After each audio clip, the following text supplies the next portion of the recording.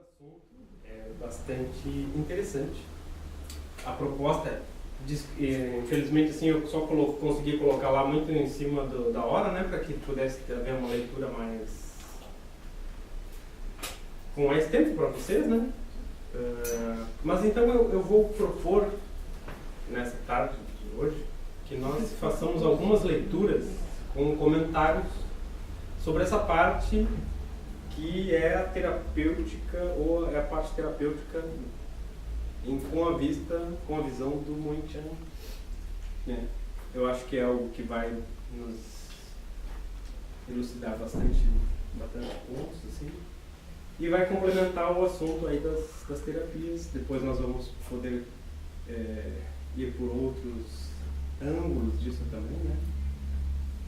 Nós vimos na vez anterior que a ideia sobre a terapêutica em si, cura, tratamentos, de onde originava, né? Vimos a parte da medicina tradicional e da medicina convencional. Corrigi um engano ali sobre o que a gente sempre fala da medicina alopática, né? E eu falei da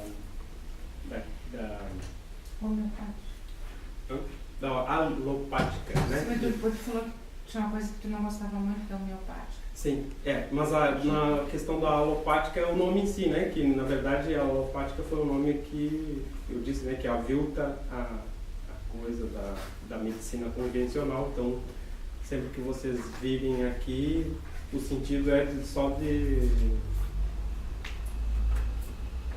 fazer a distinção entre a medicina tradicional e a convencional, não no sentido que vocês vão lá procurar a origem desse termo alopático, vão ver que foi um termo que usavam inicialmente para diminuir a importância da medicina convencional, que não é nossa intenção, né?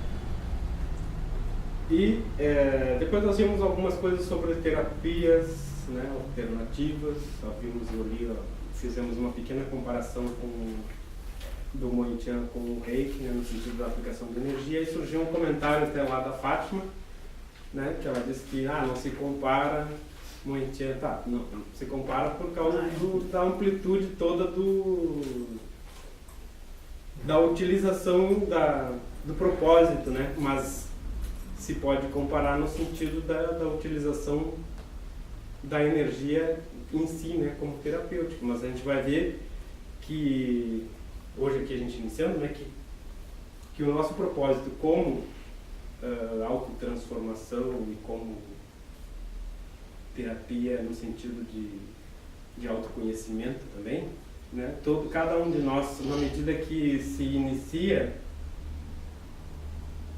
precisa ser o seu próprio terapeuta também, né? Ou seja, o processo de autoconhecimento é um processo de autocura, né? No sentido da descoberta, no sentido de se deixar transparecer para si mesmo, né? De se olhar no espelho, como a gente diz, né? Até isso é uma coisa bastante interessante, bastante importante. E acho que o estudo dessa parte que nós vamos ver agora aqui, analisando alguns tópicos, vai trazer à tona assim, bastante detalhes desse processo, né? Ainda que depois, no próximo encontro, vai ser mais voltado assim, à parte de uma formação, entre aspas, terapêutica, que não é o nosso propósito, mas ainda assim é algo bem importante de se analisar o outro lado da questão e de como a gente pode se analisar de uma maneira bem mais profunda também. Então, eu acho que se a gente inicia hoje ali na parte 4A, né, a gente vai poder fazer algumas leituras hoje, assim, não muitas, né? Vou querer ler aqui o tópico 79 e depois o 95. E eu acho que isso hoje, essa leitura vai nos dar bastante subsídios para os comentários bem importantes, assim. E conforme for a gente vai lendo mais ou vai acrescentando mais algumas informações hoje. Tá bom? E alguém, se tiver algum comentário antes de a gente iniciar a leitura, se alguém tiver algum comentário sobre o que a gente já falou, o que eu escrevi ali naquele arquivo em PDF que eu enviei para vocês, você pode ficar à vontade para comentar. Não sei se alguém chegou a abrir e ler alguma coisa, foi bem em cima da hora mesmo, mas se alguém quiser comentar algo. Uma coisa que eu deixei devendo naquele arquivo foi o nome do autor daquele livro que eu cito, né, sobre a origem da medicina ali, né, um livro de um médico aqui do Rio Grande do Sul, de Porto Alegre até. Só que eu esqueci o nome, coloquei a editora, o nome do livro e esqueci o nome do autor. Depois eu vou corrigir assim que esse encontro de hoje aqui for feito mais alguma, acrescentado mais alguma informação lá. Vamos lá então? Vamos ler? Quer ler? 79 primeiro, depois a gente vai lá. Cura ou evolução. É preciso definir se a pessoa busca o que chama espiritualidade para a função correta da espiritualidade, que é sua evolução, ou se está buscando energia para curar-se ou para resolver algum problema particular. Existe uma grande diferença entre essas duas coisas. A cura não nos interessa como ponto de partida. O discurso e a prática do Moitian servem para pessoas curadas em um primeiro momento, e não para aquelas que estejam atrás de uma espiritualidade paternalista e que não condiga com o propósito de evolução a que nos destinamos. Definindo o propósito, podemos ver que teremos especialmente diferenciados dois tipos de pessoas que procuram o Moitian: as que precisam da terapia e as que anseiam pelo encontro interno. Em muitos casos, as que precisam de terapia e procuram uma forma de tratamento alternativo, fazem-no baseando sua procura no pressuposto de que seus problemas se originaram por causas sobrenaturais ou que a medicina não consegue resolvê-los. Esse pode ser o maior engano que podem cometer. Em geral, elas baseiam sua conclusão no que lhes foi informado por pessoas crédulas, por videntes, ou mesmo por crenças que mantenham e que não entendam. A grande maioria dos problemas precisa ser muito bem resolvida antes que alguém procure o seu progresso espiritual verdadeiro. É preciso estar equilibrado, harmonizado e até mesmo em certo nível integrado para que seja possível enfrentar o maior desafio que um ser humano pode suportar: o confronto consigo mesmo e com todas as suas mais profundas facetas. Bom, podemos ir embora, né? Eu acho que aqui diz tudo e diz muito do trabalho que eu faço aqui também, que nós fazemos, né, com as mulheres. Quer falar alguma coisa sobre isso? Aqui tem vários pontos, né?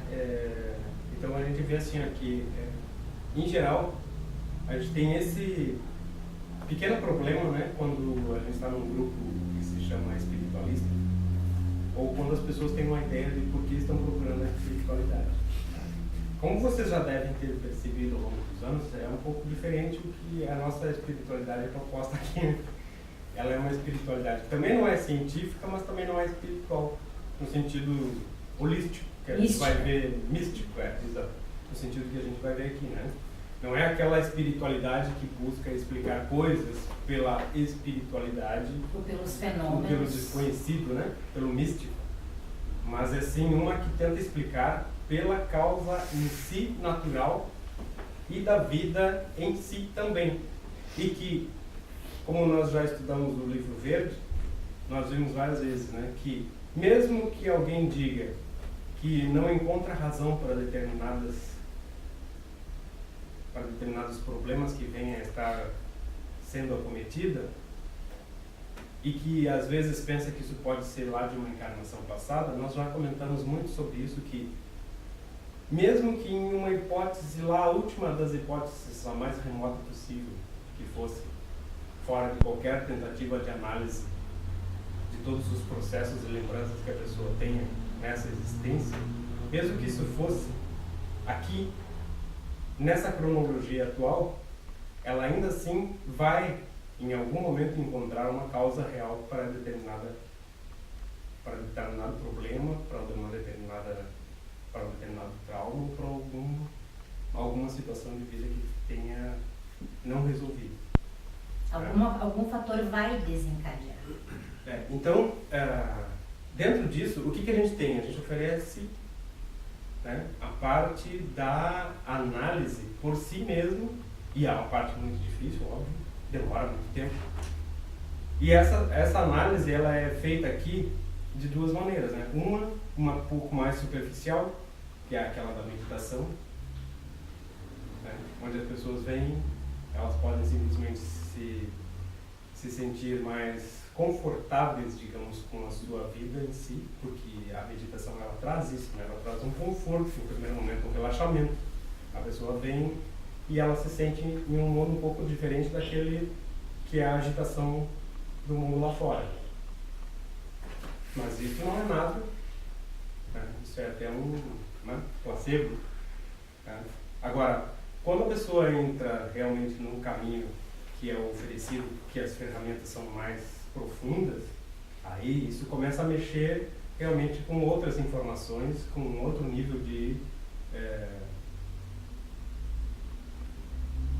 ideias, de memórias até, e começa a tornar isso mais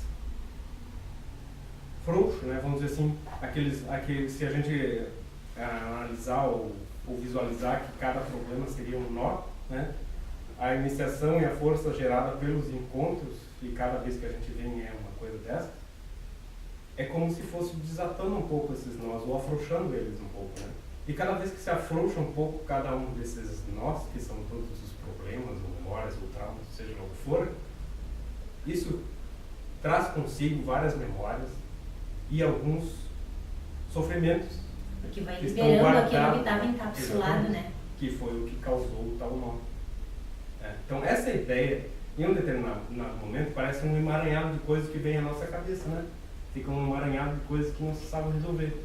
Então por isso que é preciso paciência, no sentido de que às vezes a gente tem que pegar uma dessas coisas, que é muito trabalho que ela está fazendo, né? Pega algumas coisas, trabalha, desata aquele nó, mas aí está sabendo que tem outros por ali, né? Então aí é um trabalho realmente de muita paciência, mas precisa ter uma continuidade, uma disciplina, né? Para que aquilo ali vá. E uma das coisas que a gente sempre fazia era deixar muito livre cada um para tanto desatar seus nós, como para tentar perceber quais eram as informações de cada um desses nós, né? E isso era uma coisa um pouco solta, até eu diria assim, né? Só que essa coisa solta, ela sempre teve, que até essa semana eu coloquei uma mensagenzinha ali no grupo e no Facebook, né? Sobre meditação e as autoaplicações. Então essa sempre vai ser a grande chave, né? A mesma ferramenta que afrouxa esses nós, também é a ferramenta que vai possibilitar que a gente descubra as informações de cada um desses nós, que são as meditações mais profundas e as autoaplicações. Então elas sempre vão ser o grande remédio, a grande força, né? E o grande conforto que a gente vai ter, né? E aí, isso é o trabalho que a gente vai fazendo mesmo em casa, né? Então, mas exige uma certa disciplina também, bastante disciplina, bastante consciência, né? Isso trabalha também com aquela parte, até daquilo que a gente estava falando aqui, de que determinados bloqueios se instalam no corpo, e aí a gente estava fazendo aquela parte dos exercícios também, para desbloquear determinados registros ou nós que estão no corpo registrados, né? Então tudo isso são ferramentas assim que a gente vai tentando trazer, mas a gente tem que estar presente no nosso próprio processo, né? A gente tem que estar consciente nele e usando as ferramentas de fato. Então essa aqui, ela não é uma espiritualidade assim de trazer um conhecimento, aquele conhecimento até intelectual, ela é uma espiritualidade que vai te trazer um conhecimento sobre ti mesmo. Parece uma coisa mais antiga ainda, né? Lembrei agora do Pitágoras. Mas tudo bem. Ainda assim, ela é uma ferramenta que realmente vai proporcionando isso ao longo do trabalho em si. Mas essa coisa da cura e da evolução, claro, eu entendo que tu não pode entrar com o propósito único de, por exemplo, eu tenho um câncer, eu tenho uma dor, eu tenho uma ferida que não cicatriza e eu quero curar aquilo, não é nesse sentido. Mas, ao mesmo tempo, a cura também é dos bloqueios, dos traumas, dos nós. Então, à medida que eu uso o conhecimento que eu tenho e os símbolos e toda a meditação e as aplicações também para essa cura, que pode ser física, de uma dor de estômago, de uma dor de cabeça. Afinal, quanto melhor, mais harmonizado eu tiver, mais fácil para mim atingir um estado de harmonia, até para relaxar. Se tu tá com muita dor numa perna, ou na cabeça, ou com nó, tu não vai, né, não consegue fazer a prática direito. Então, eu acho assim que elas estão... Sim, tem uma grande diferença entre tu entrar com um propósito só de uma coisa, né? Só quero que a saúde esteja boa, por exemplo, ou eu quero me curar enquanto ser, com o propósito de evoluir. Porque sempre que me dói qualquer coisinha, a primeira coisa que eu me lembro é me aplicar energia, tu entende? Então a cura física, ela de alguma maneira também tem a ver com a cura de tudo, porque essas coisas de manifestação física, elas não começaram no físico, elas se manifestaram no físico. Então a gente tem que tratar, né? Não sei. Sim, é assim. Só que aí eu falo isso porque já no início do manual, e essa é uma diferença que a gente tem sempre que colocar, né? Lá no início, lá na primeira página, diz assim, o Mundian não forma terapeutas, né? Não, o que ele faz é dar uma força para a tua transformação. E cada vez que a gente usar essa palavra cura, ela significa transformação, transmutação. Então essa é a grande diferença. Então ele tem esse disfarce da energia na autoaplicação para essa cura em vários níveis, né? Cura como transmutação, como transformação, mas para se atingir o núcleo central de nós mesmos. Tá? Enquanto que alguns usam apenas a leitura ou a parte intelectual, nós usamos uma ferramenta prática. Né? Por exemplo, se fosse um grupo lá, sei lá, trigueirinho, a cura é pela leitura ou ir lá na figueira varrer o pátio. Né? Enquanto aqui o que a gente faz? Deixa a tua vida seguir normal, como ela é, mas tu tem as ferramentas das técnicas e da energia. E essa energia, ela vai te dando o subsídio para tu ir cada vez mais entrando para dentro de ti mesmo e descobrindo quem tu é. Então, uma coisa que a gente tem que ficar claro, e vai ficar depois quando a gente começar a ler aqui o próximo tópico, é o seguinte, ó, que por esse despertar e por essa descoberta, aí sim essas possíveis curas, digamos assim, né, elas possam ocorrer.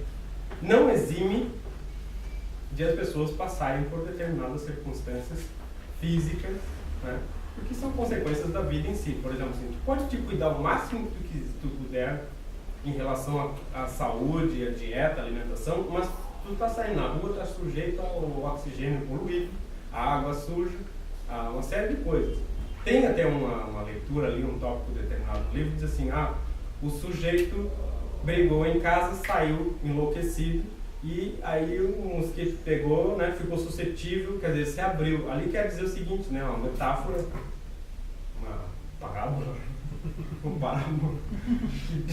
parabólica, é uma parabólica que diz que se tu está desestruturado na tua casa, sai para a rua, tu está sujeito a pegar o vento negativo, né, como diriam os antigos sábios chineses. Esse vento negativo é uma força, a tua imunidade baixou e tu ficou suscetível a um problema de saúde, a uma doença. E por quê? Porque tu estava envenenado pelo teu pensamento, pela tua emoção, né? Como acontece normalmente. Então isso é básico, né? do nosso cuidado, da nossa relação social. Se tu está em um ambiente que é de desarmonia, óbvio, tu vai estar sujeito a um desequilíbrio interno em vários níveis, principalmente no emocional e no mental, e aí, por consequência, no físico, certo?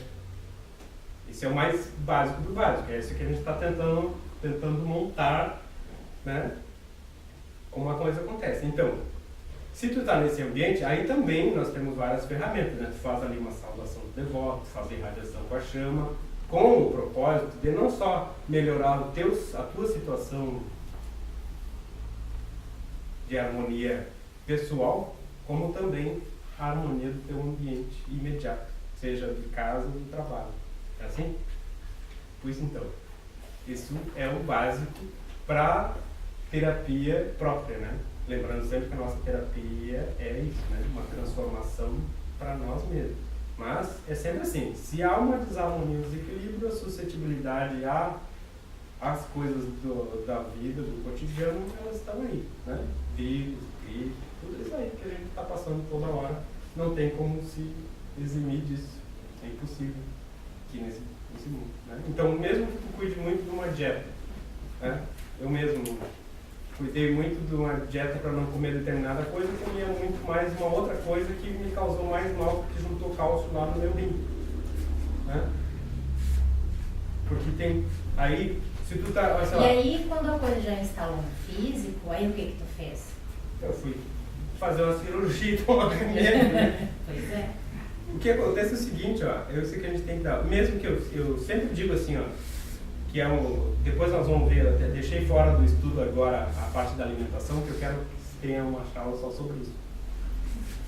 Mesmo que a gente não coma determinadas coisas, e que eu diga até que a gente não necessita de nutrientes para sobreviver, quer dizer, eu poderia não comer nada, só ficar com água, só com pão, mas se eu ficar só com pão, meu intestino vai ficar uma pedra muito ruim, tudo também, se comer só pão.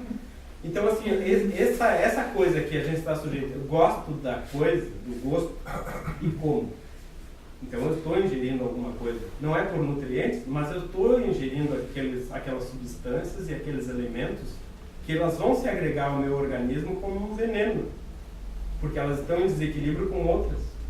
Eu não preciso de nenhuma, digamos assim, mas se eu não ingerir nenhuma, tudo bem. Agora, se eu ingerir uma em detrimento de outra, eu estou desequilibrando, né? Então, o excesso do cuidado é uma coisa, quem quer fazer, pode fazer. O cuidado nenhum também é bom. Mas aí tem que cuidar se não está fazendo se está desbalanceando. Existe essa palavra? Sim. Tá. A coisa, né? Então esse é o detalhe sobre dieta também. Eu achei difícil. Não de seguir principalmente, né? Mas eu esse tipo de balanço Não, assim. pois é, exatamente. Então, não... Só tem que cuidar de uma maneira geral, como eu estou dizendo, né? Se tu entrar na ideia de que realmente não precisa de nutrientes, é ótimo. Aí tu pode comer qualquer coisa, só tem que cuidar para não entrar numas de não como nada, né? Se não comer nada, equilibra. Se comer alguma coisa, está sempre em detrimento de outro. É sempre consciente.